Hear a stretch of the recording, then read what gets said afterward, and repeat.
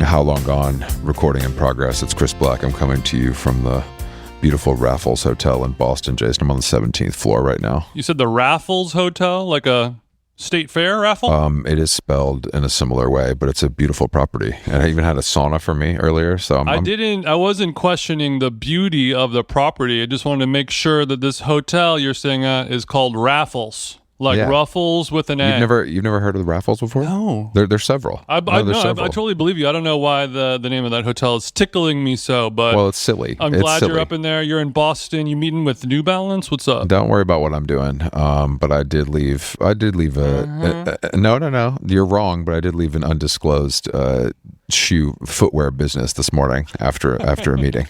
After a meeting. Look at this little son of a gun. I don't know. No. I'm not telling, except for this part. Best part was the CMO who I met with loves the pod, listens to How Long Gone. So, it's all full circle for me. Okay, well, CMO, whoever you are, thank you. I appreciate it. Thank you. Thank you. But yeah, yesterday was a long I didn't get to the hotel till like 1 a.m., 1:30 a.m. So I'm recovered now. I'm back to 90%. And you're flying back from San Francisco over to Boston, just kind of skimming along America's Hat at the top there. I've never done that run before, but it feels like a good crowd. Was it a good crowd on the plane? Let me tell you about something that I've seen only on flights from the Yay area. Is there's glasses that these guys wear, and they're not meta glasses.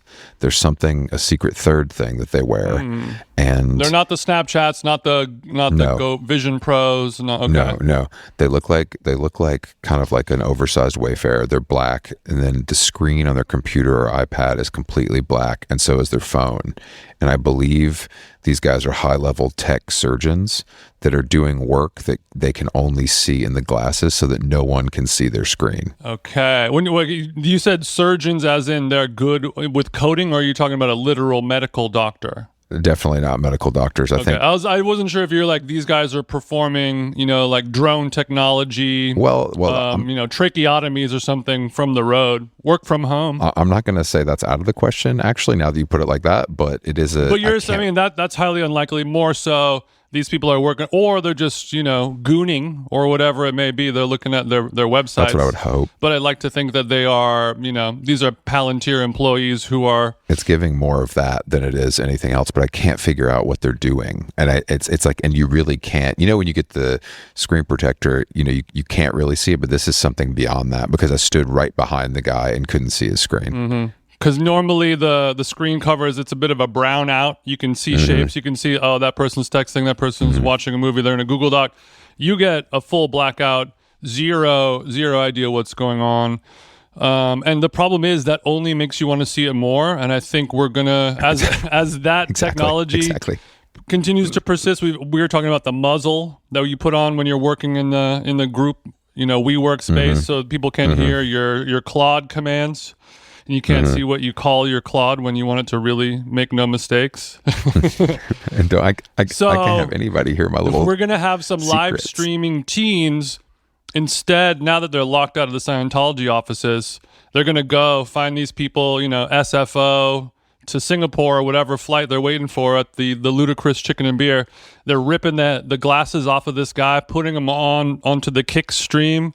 And then we get to see that nice Ukraine footage. He had a lot of stuff on him, and it was very very streamlined and very professional, but it wasn't a vibe where I could be like, bro, what's good with those glasses? You know what I mean? The door was not cracked for any sort of conversation. You ask him about the glasses, you got a red dot on your forehead. That's seriously, that was the vibe. Well, speaking of a guy who's got a lot of stuff on him, I saw a tweet, somebody retweeted rapper Sexy Red posted a photo of Drake. It looks like he's holding kind of a candy orange ostrich, Kelly Birkin. And then there's another photo of him posing with her, and she's kind of doing her classic jail kind of prison stance. And he is holding a device in his hand. It was retweeted by user super freaky girl.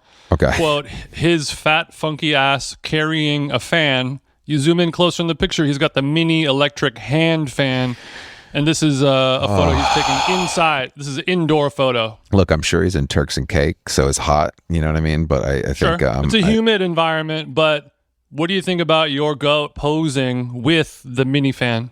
I think the minifan is. I was tempted by the minifan at Wimbledon. They're very popular on the grounds, but I was able to resist the little fan. Yeah, you can't do that because of what because you know. Because all of us rappers, all of us hip hoppers, we're all unks now.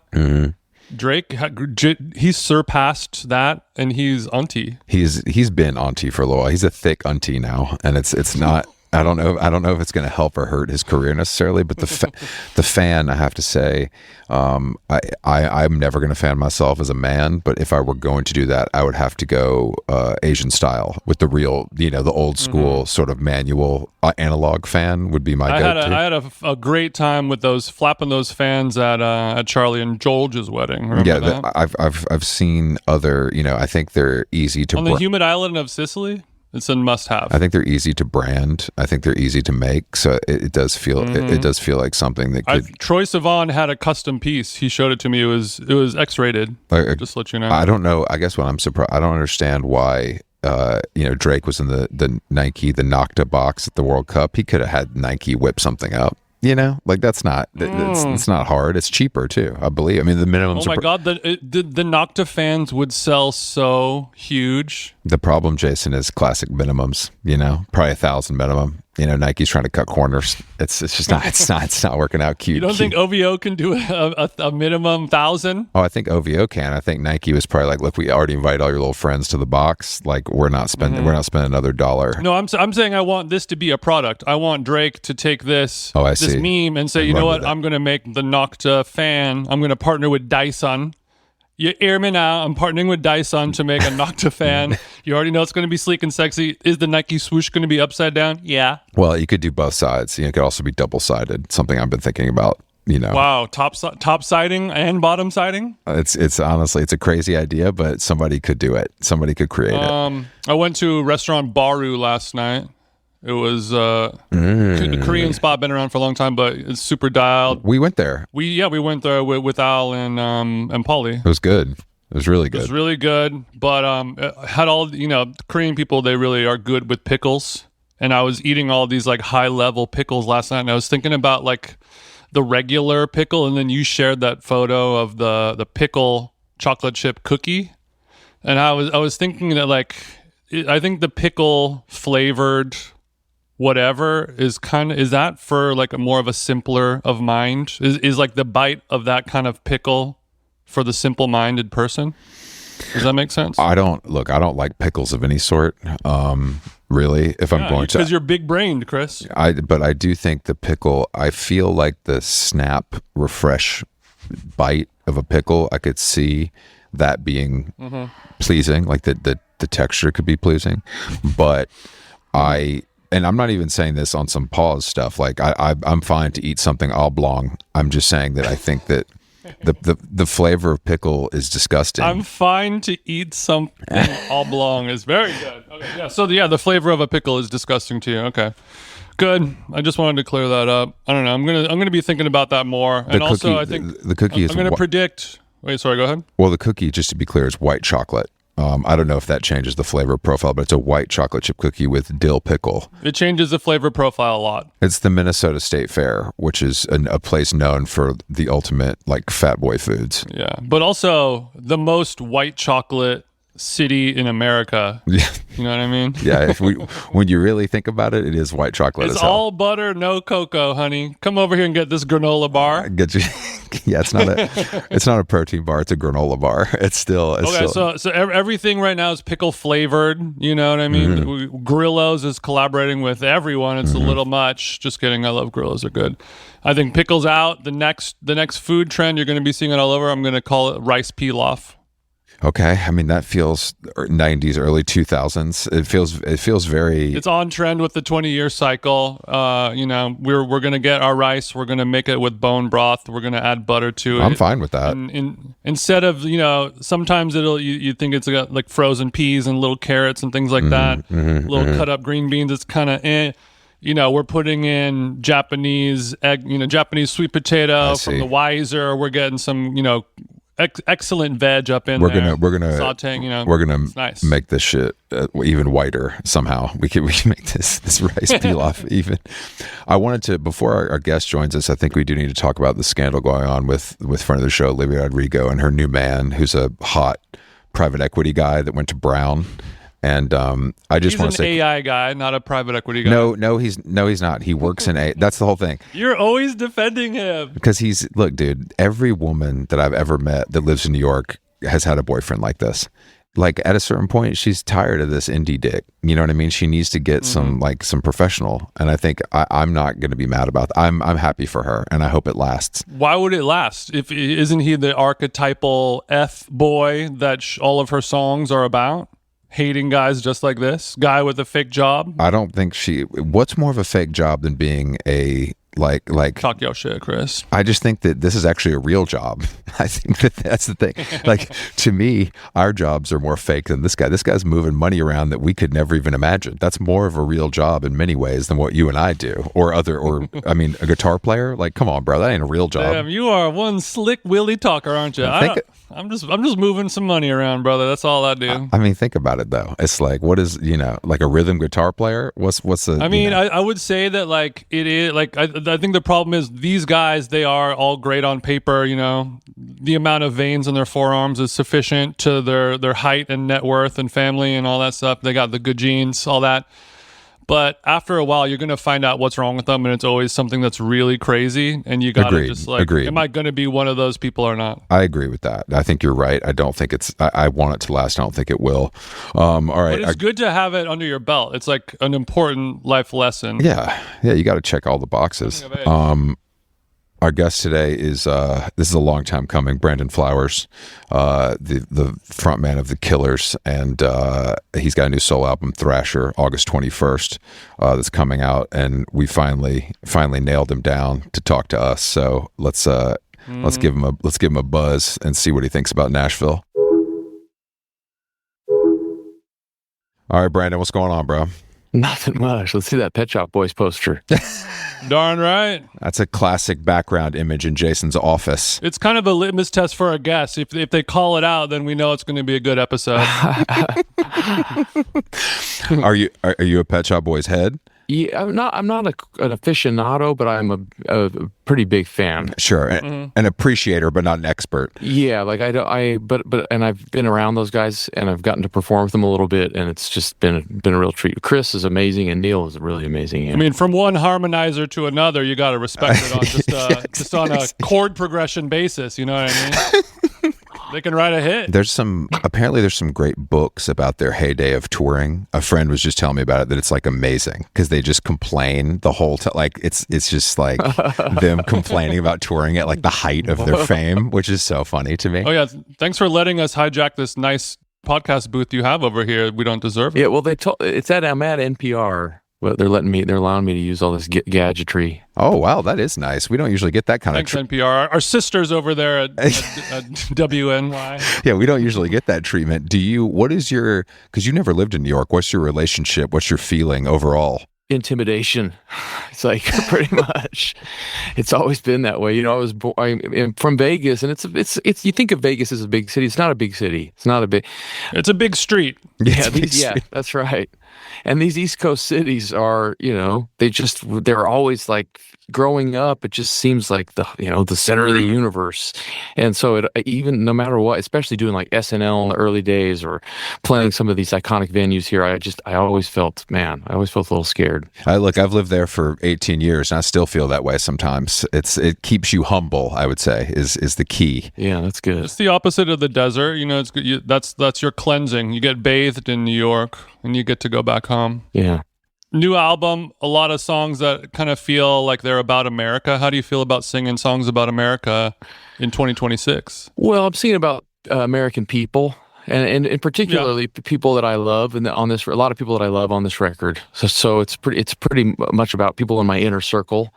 So yeah, so I wasn't too concerned about going there. I think we're in a interesting space where it's like there's a way to sort of be patriotic without being problematic, and I think that like you can find that line if you keep it personal. Got a nice ring to it. Yeah. No, I do. I think it's a personal thing. I think it's important to be. We need patriots. Real patriotism is seeing the flaws in in what's going on and being able to say that you love where you're from and you love your people. But we've got some room to grow, and there's some things that we need to change, and we need people like that. We've got some flaws to unflaw. I've got plenty myself, so it's not I'm not out of the range of this touching me. Are you but you did it in Nashville. Yeah. Right? Most of it? All of it, yeah. How long did you work on it yourself before you went to Nashville? 9 years? One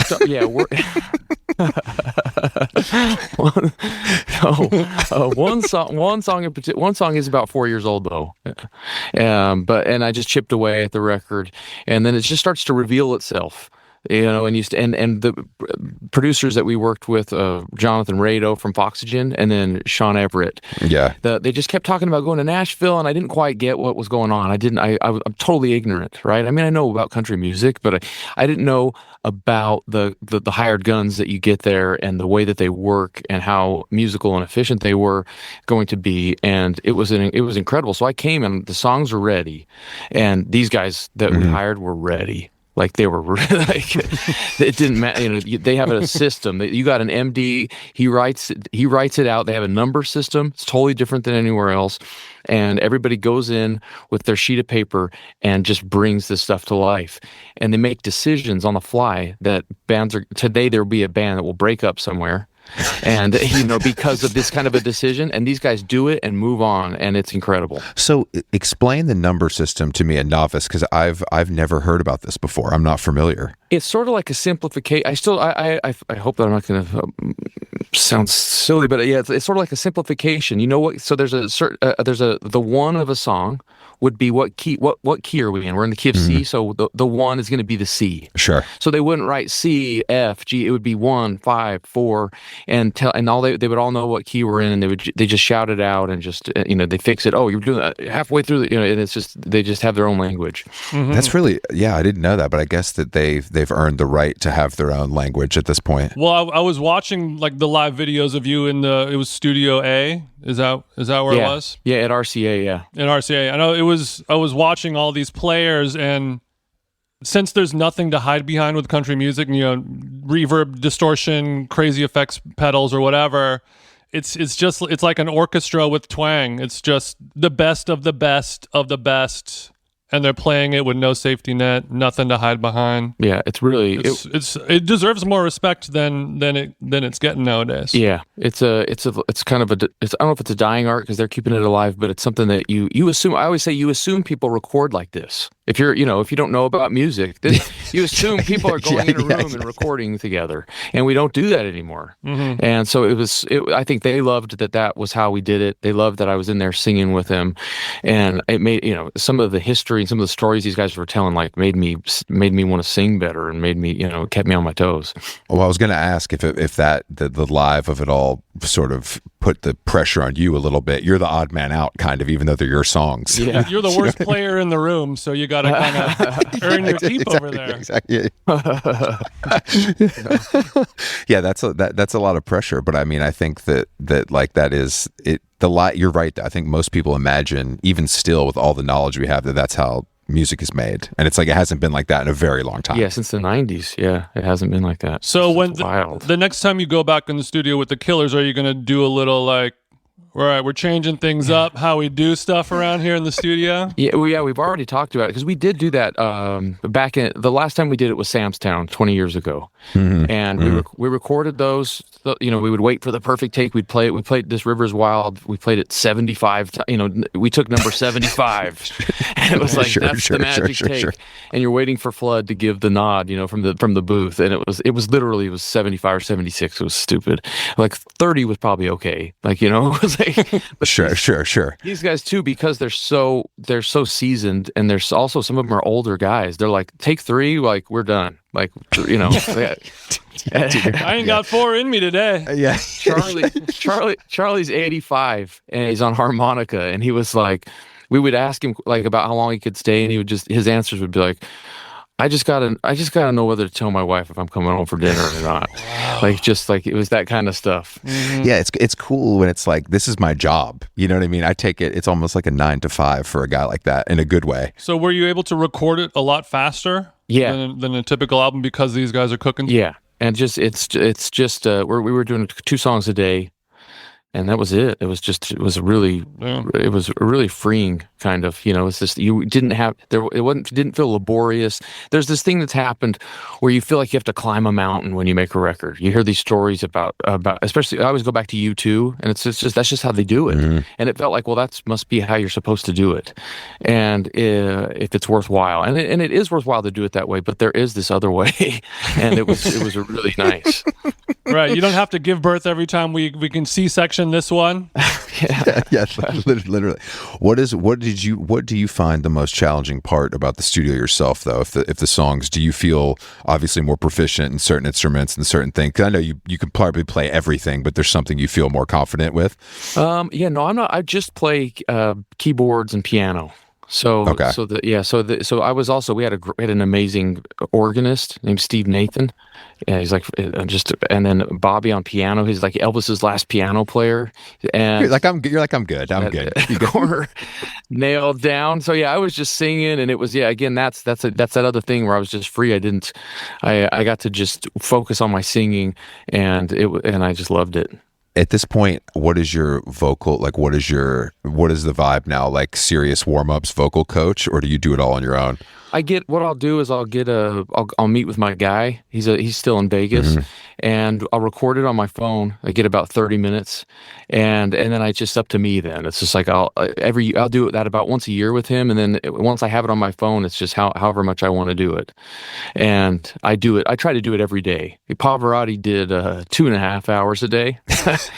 I ain't doing 2.5 hours a day of it, but I try to get that 30 minutes in. You're like, bro, I could swing 30. I got 30 in me. 2.5 hours. Wow, 2.5 hours is fucking crazy. That's amazing. Yeah, that's great. What do you mean? So 30 minutes a day of just like keeping the engine running? It's like just these like trill, mm-hmm. this kind of stuff, and all these little trinkets that you get. The oral calisthenics. Yeah, exactly. That you got to keep the muscles in shape, Jason. You know that. I do. I was wondering when I was listening to the album, which is great. I listened to it many times. Just this morning when I was working out in my American garage, it felt right playing some country in there. I was like, damn, country music. Are there any other guys making stuff like this? I got to check it out.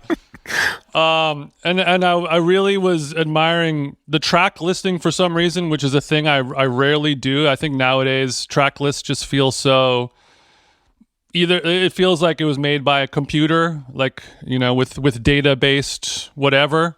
But I was wondering, does the same person pick the track list for a solo record by you and the Killers albums, or? Yeah, we put them together usually. And I try, you try to be thoughtful with it. And like, there was the first song's called "Does It Ever Cross Your Mind?" And I didn't anticipate it being the opening track, but as soon as we cut it, it was like, oh my gosh, like it is welcoming you into this world that we're living in. And it was so obvious when we recorded it. Yes, when I have a cool Pet Shop. I keep looking at this Pet Shop Boys. I have a cool Pet Shop Boys story. Please. Do you love the Pet Shop Boys, Jason? I'm a fan. I'm not obsessed. I found the poster at like a vintage store iconic looking, long ago, and I've just held onto it forever, and it just kind of goes with me now. But that's Brandon, that's been in every house I've ever seen of Jason's, and we've been friends for 15 years. I'd love to hear your story though. So I when I was in this little town and growing up, that was some of the stuff that I loved, like domino dancing and Rent and all that stuff. Always on my mind. Their cover of that. Mm-hmm. Anyway, sure. Our first trip, we got signed to an indie label, and none of us had ever been out of the country. We all got passports, and we're going to the UK, this indie label in the UK, and we played in 4 shows. We played in just bars, to nobody. And one night after a show, somebody that was at the label had tickets to Ladytron. Do you remember Ladytron? Oh, of course. 17. Yeah. That's come up on the podcast before. You're not the first lady. So they're like, you want to go? You want to check out? We just finished, and they had like 6 songs left. We got these tickets to Ladytron, so we ran in to catch the end of Ladytron, and one song stops, and there's a little bit of applause, and I can hear someone speaking.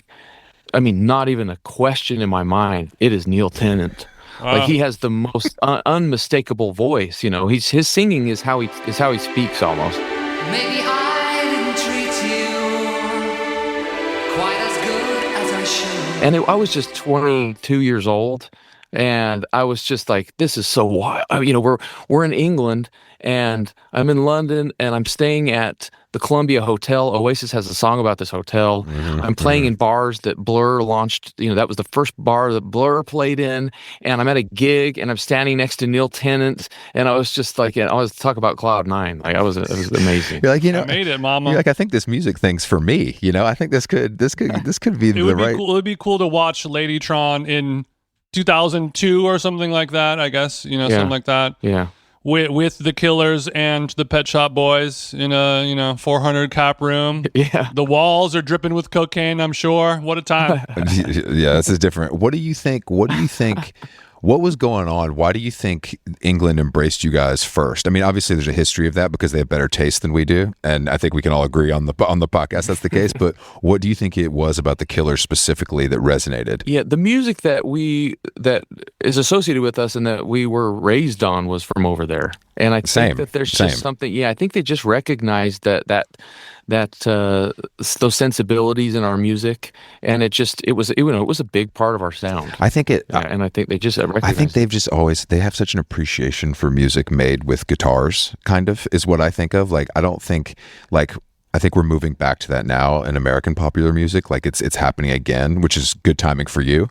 But I think that they have that history of just like, that was the most popular music, from the Rolling Stones to Oasis to, Stone Roses to whatever, Somebody should make I don't know if there's been some kind of documentary on it too, just the music that comes from there and that's come from there. Mm-hmm.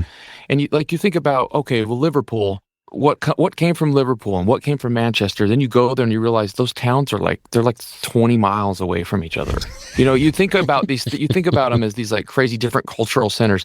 It's like a hop, skip, and a jump away from each other. It's New York and New Jersey. Yeah, it is. It's really crazy. I mean, I think there's all those factors when scenes pop up. It's like weather and timing, and like, did somebody move from a different city and introduce? It's a very there's so many factors that go into it to make the tornado happen. Got something in them. But also the early Killers records, a lot of little Korg synths and things like that, which at that time was just every band had to have that, and it didn't always work out so well. Yeah. But you guys always rode the line where they worked. The little stab was exactly what you needed, not too much. Yeah, it was not like the Bravery. The Korg, that Korg was like, it cost $350. Everyone had one. The micro Korg. So that was just the go-to because it was, this really cool throwback analog vibe, and it was cheap and affordable.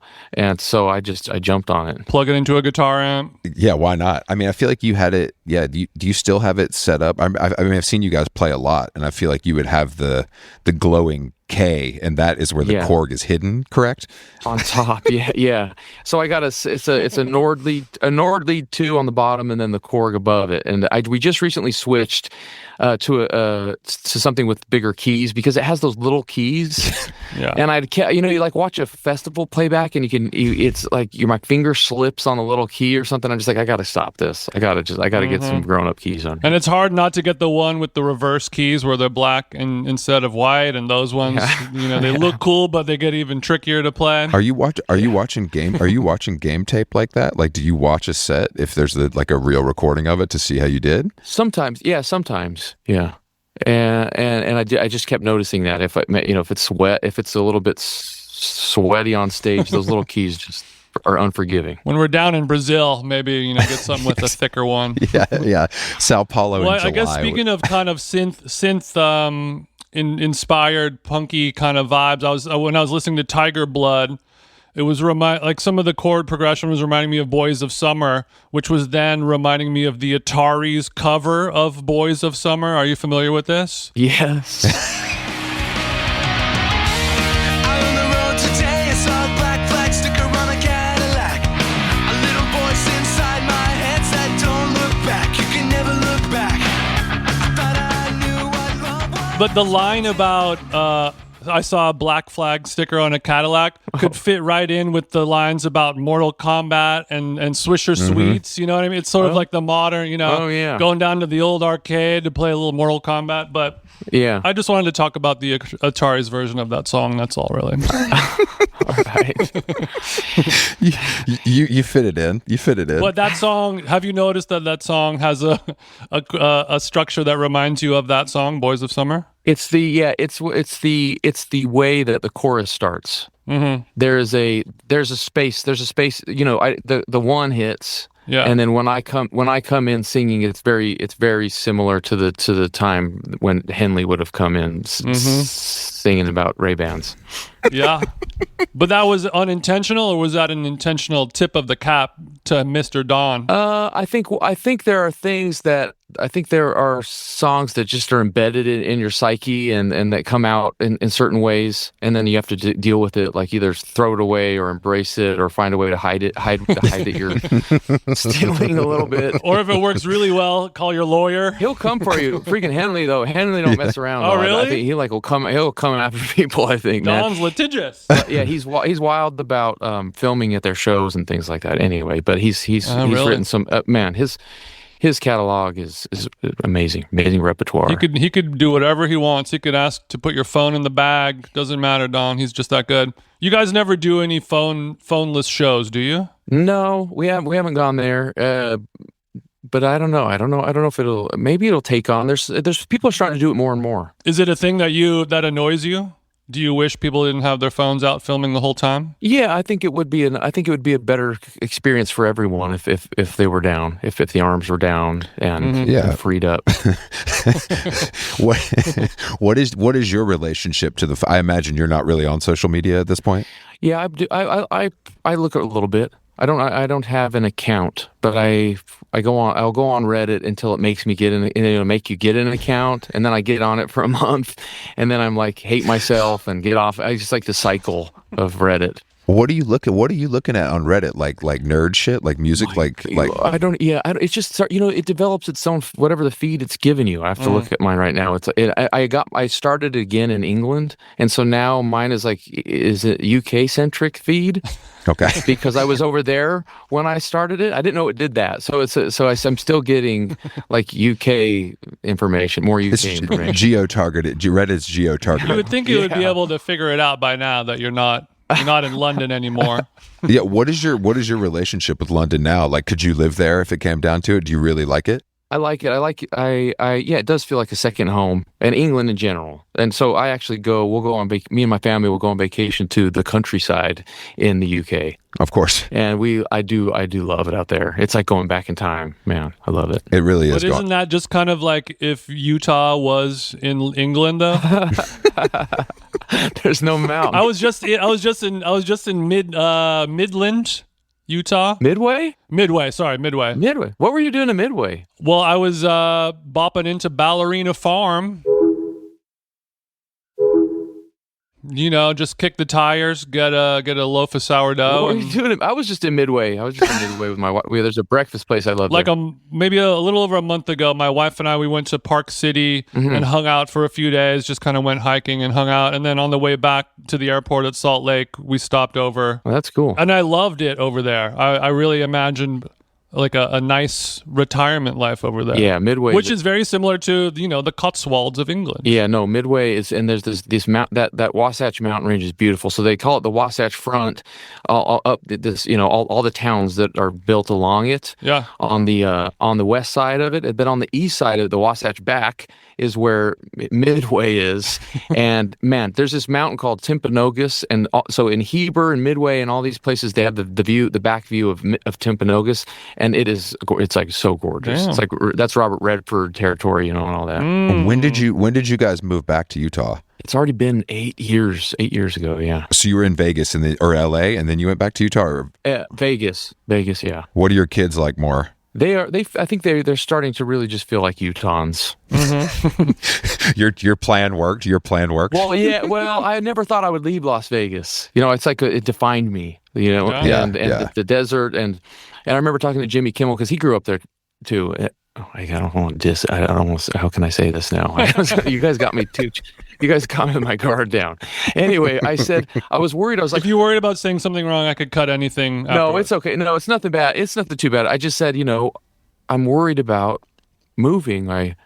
What will my, this is my roots. This is where my family's from. This is Totally. This is the way I talk, the way I walk. Like, what will my kids be if we move? And he goes, normal. Also, Utah, it's a 27-minute flight away. If you want to ever go bop over. I mean, how long does it take to drive from Vegas to Salt Lake? It's not that long, right? No, it takes about 5 hours. In the 80s, it was when the speed limit was 55. It would have taken 7 hours. Sure. It is 80. It's 80 miles an hour now at the speed limit for most of the way, which is wild to see. Do you like that? Man, I don't know. Do you think it's a little too fast? It does feel, I know I sound like an old man, but it does feel fast because that makes you feel like you got to go 85. It feels fast. At least. Yeah. And there's people just. You got to get your pound of. Okay, well, do you have a Tesla? I don't have a Tesla. Okay. What is that? I was just saying you could set it and forget it. Oh yeah. Read a book. If we're all being honest, if it says 80, I'm touching 95. I'm getting closer. I'm getting closer to 100 if I can. Oh wait, didn't you mention a Model X Tesla in one of the songs on the album? I do mention that. Yeah. What's your connection to the X? Well, that's the one that has the sick doors that open up, right? Yeah, well, in that particular moment, it's Elvis is driving. Yes, and I like that. He's picking me up. It's sort of a little bit of a fever dream situation, and that's it. And I imagine that the leather seats are jet black 68 comeback, the same as his suit. I just love that imagery. I love that imagery. I like the image of Elvis. Okay, so there's no gold. It's just black. Just nice jet black Elvis. Yeah.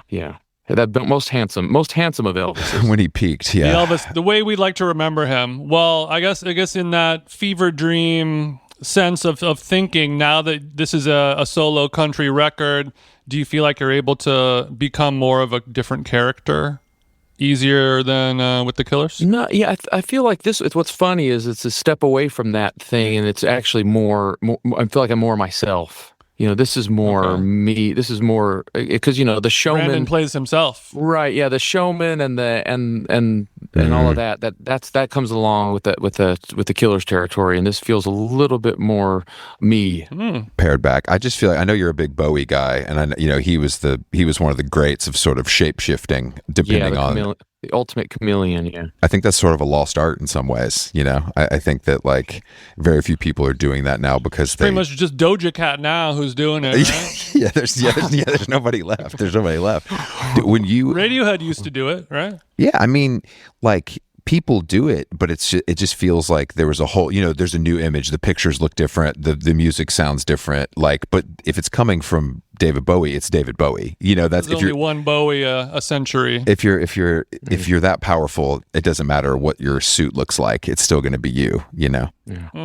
So when you left Vegas, did you feel torn about it? Like, were you ready, or were you really worried about your identity? Yeah, I was. It was. We've talked about this a little bit, but we moved for my wife. But is she from Utah? No, she's from Las Vegas. Okay. And she had a different experience with the town than I had. And so she wanted out of there. She had a normal response to it, as Jimmy would say.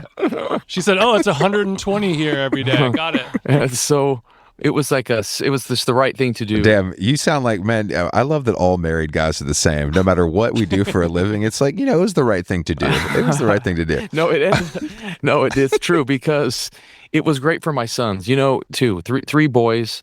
You can't avoid the things that come along with that town. You can't avoid it.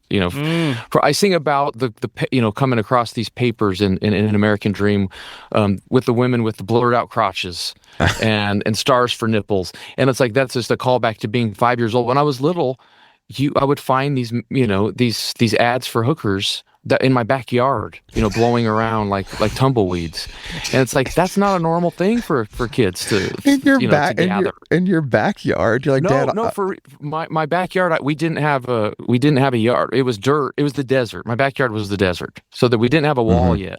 Yeah. So if I opened up the sliding glass door, it was to the desert.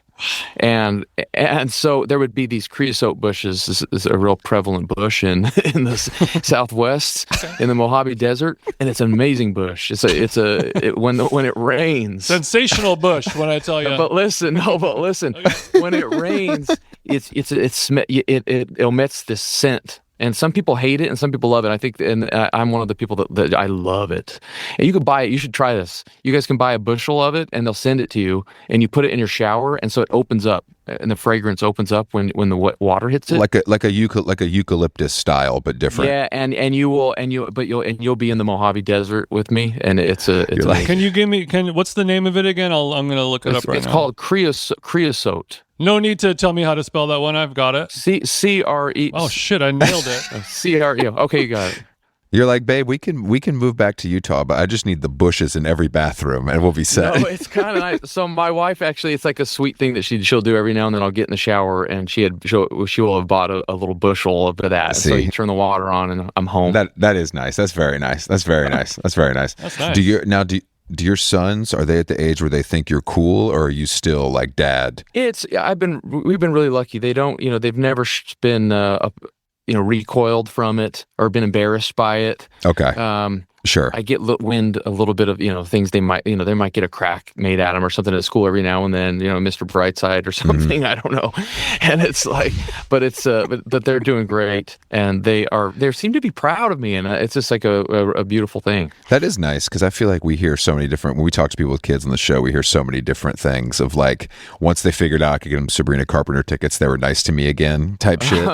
You know what I mean? Like they realized that dad had some power that could benefit them. Yeah, I do. I have one who's a soccer fanatic, and so we got asked to play that UEFA match in Budapest. Yeah, and man, it was that he was on like cloud nine. Like Henry came, Henry and Ammon came, and we got to he got to have a card signed by David Beckham, and I think he was just like in heaven. Yeah, that's as good as it gets if you're a kid. Yeah. That's as good as it gets. Did you guys go to any World Cup games? No, but we watched them. We were and it was he's brought that into before I would never have watched that stuff. So it was a fun thing to get involved in. I agree. So you're taking this thing on the road, and I can imagine you're used to a certain level, let's say, of touring. And I'm imagining we're going to have to dial it back just a little bit for the solo tour. How are you feeling about that? Because this is coming soon. This is coming soon. Yeah. Yeah, it's funny. When I was younger, the buses, I slept all right on the buses. It may have been the things that I was doing before I went to bed. I don't know what was going on. Yeah, sure. I don't sleep so great on the buses anymore, and it feels like you're going to crash all the time. That would suck a lot. Yeah, and so it's I don't know. I'll be all right. I'll live. I've made it through before, but the hotels may not be as nice. Oh, come on. Be fine. You could do a hybrid style tour where, certain things might come out of pocket. You're doing okay. I mean, I think that you're not at the point though where you want to fly to every show. You want to feel like you're on tour. You want to be on the bus. Yeah, and we have some rituals or traditions that I really look forward to revisiting. Like on a day off, going to a park. We'll go to a place where people camp.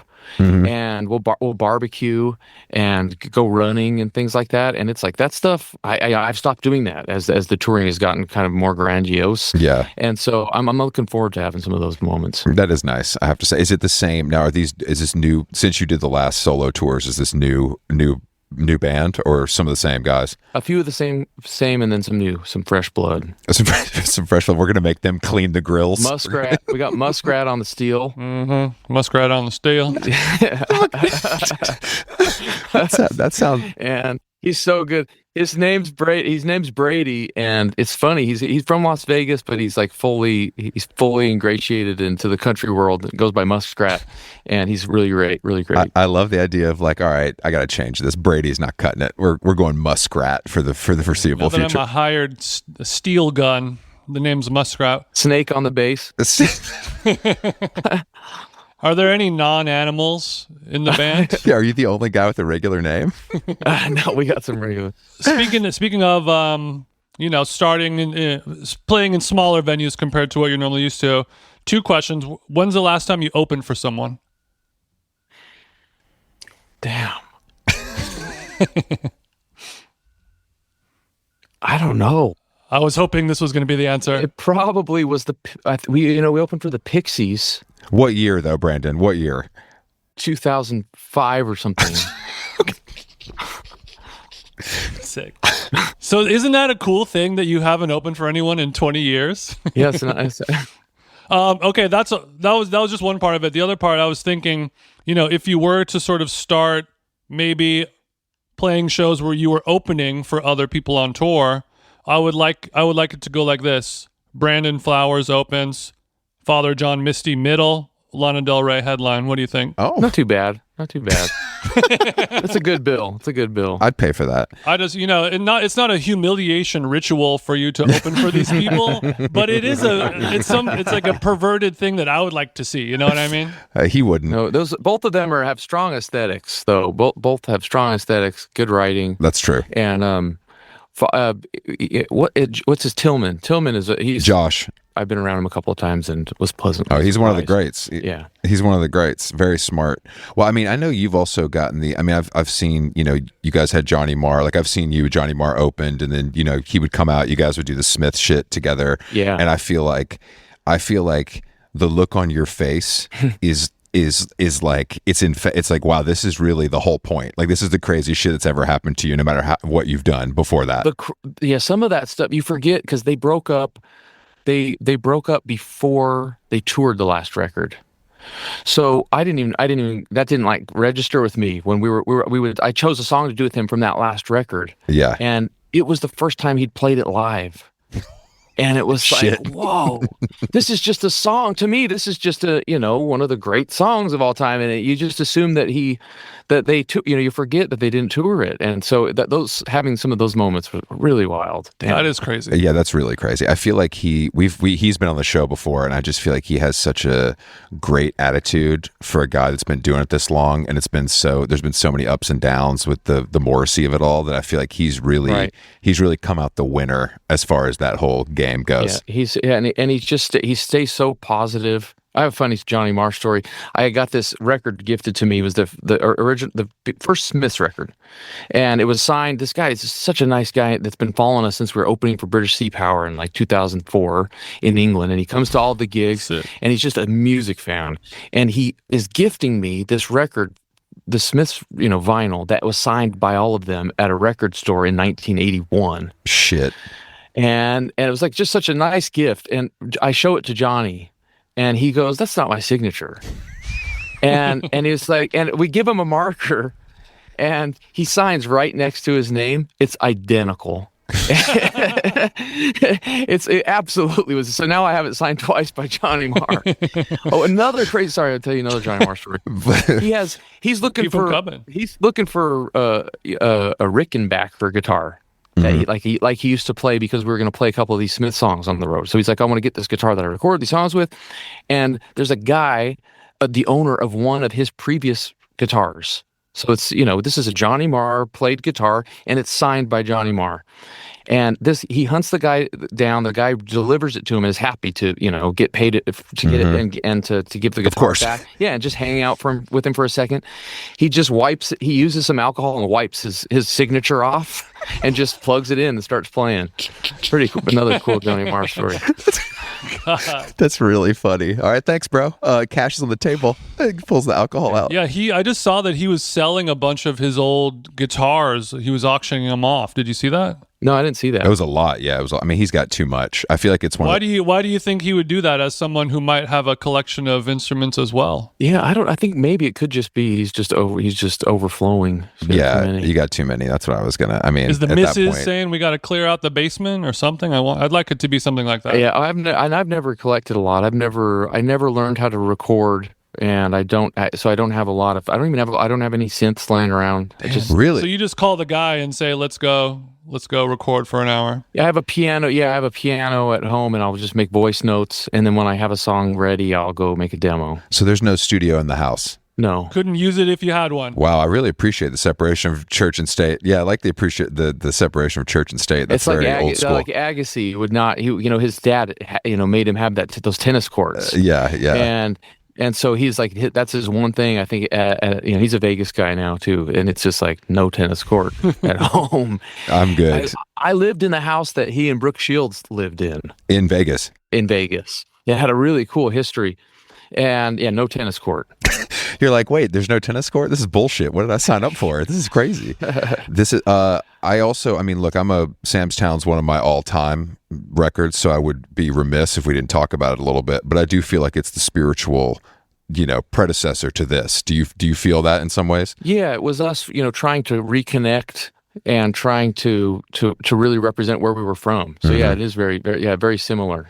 Did you feel like, I don't remember, because I was always like, I love this, but was the reception, because it was quite different, was it tough at first and it aged well? Yeah. I actually just did an interview with Rolling Stone before this, and they famously just trashed it.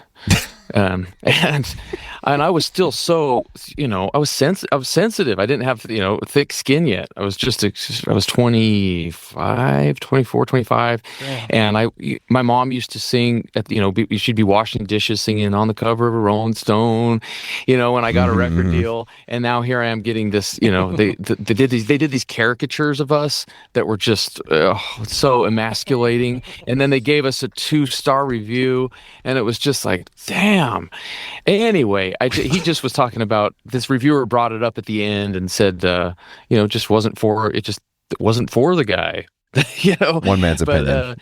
But that's fine. It's fine. Yeah, but it did it set the pace. Yeah, it set the pace for the other reviews. Yeah, I know what you mean. Like, so once the rock starts rolling down the hill, that's how it's going to go. I'm sure Rolling Stone eventually will start doing, revisiting some of, like, the way Pitchfork seems to be doing, where they'll go back and sort of right wrongs and correct. I was at the VMAs. I think you guys opened with When We Were Young at the VMAs when that came out. Yeah, and I was like, oh, this is different, but I like it a lot. And I had a feeling that it was like, man, I think that people who review records are not going to take kindly to this, but it will age well. Yeah. It will age well. Yeah, time's been good to it. When you guys play For Reasons Unknown live, you bring someone up to play bass very often. Yeah, we stopped doing that, but we did it for a while. That's why I was going to ask you, because I feel like ran out of bass players. I need a percentage on how often that goes wrong. Because I never see it go wrong, but it must. Yeah. It must. Oh, okay, yeah. No, probably. I mean, it was 50. It was a 50-50. It was like roulette. Because what typically goes wrong? Like what means it went wrong? You wouldn't believe that the confidence people have to get up in front of 40,000 people that are not ready to do it. They get up there. Yeah. And I couldn't, that's just shock. I just assume, like, they're going to be, these people are, they know that we're going to be there. They're going to bring a sign. Yeah, same. They're going to kill it. And it was about 50% of the time that they had no business. But I'm assuming you're too nice of a person to stop mid-song. Oh, Vannucci, I am, but Vannucci isn't. The drummer isn't. And so that was and when if he stops, then the song stops. Yeah, so he would, we would stop it a couple of times. But anyway, when it was good, it was good, man. Yeah, that's like the greatest thing that can happen when it's good. And those are the only ones people remember, is when it's just magic. It was like everyone in the room would root for them, and I think they became them, up there on Ronnie's throne, and it was like they would, people would chant their name while they were walking down back to their place in the audience, and it would always like lift to the show. But then the bad ones would literally detour. It would just derail the show. You wouldn't do an encore. All right, we're out of here. This is bullshit. This is bullshit. But you play It's her fault. you play bass on it, right? Like, is that the only song you Yeah, play? I play bass. It's the only one, yeah. But then somebody would come up and drum, yeah. Playing drums is so hard. That's just so crazy to do that. You're really right, though. It's like the confidence that you have to do that in front of 40,000 people is shocking. Yeah. It's crazy. So you stopped doing it. Ronnie had We enough. stopped. We made we made a post about it. Oh, Like, it's been great. Just because we don't want people to bring signs, and they would hold them up for 2 hours, holding the signs up. Oh, I didn't even think about that. Of course. Put the sign down, get the phone up. Yeah, Just don't, enjoy the show. We'll take a phone. We'll take a phone over. Yeah, replace it with an iPad and get a nice 4K video of it. Oh shit, that's really funny. What do you think about the trend of festival lineups? As somebody who appears on a lot of them, typically at the top as a headliner, what do you feel about them appearing alphabetically listed more so nowadays versus in order of size? Oh, I didn't know they were doing that. That's Yeah, you see it. You see it. Yeah, for sure. I mean, it's more democratic, of course, but it's confusing for the ticket buyer, I would say. You got to really make sure you have to peruse through the list. What's the number one festival? Glastonbury? I mean, it's just yes, it's the first thing that comes to mind even when you just say festival. There's just something about it. When did you have you guys have done it a couple times? Yeah, it was. So we had a great experience. Our first time was in the John Peel tent, and that was like he's like this. Yeah. This really beloved musical figure in England, and so to be in that tent was it's like a kind of a really big deal for a young band, and we played there, started there, and then moved our way up. They actually asked us to headline the next year, and we declined because we just didn't feel like we were ready. Wow. Really? Yeah, and so we waited. That only makes them want you more. Smart move. I know. That's So true. we did wait, and then we did it after Samstown had come out. I would love to see your agent pulling their fucking hair out, being like, "What do you mean you don't want to do it? I don't understand. What do you mean you don't want? You want to wait? They might not ask us again." I'm gonna push on Glasto this year, but yeah, thanks. Well, what do you? But we played below. I think we played. We played below the White Stripes or something, and it was like, yeah, totally happy to play before then. It's still a W for you guys, for sure. It's still a W. Do you have anything else, Chris? Or you think we're good? Dude, I mean, no, this is great. Thank you for taking the time. I really appreciate it. All right, thanks, guys. Take it easy. I'm gonna drive tonight. I'm gonna roll the windows down. Let the wind wash over me. Let the whole thing go. Let it all play out like a melody. Lord, it feels like a memory, reminding me of the innocent.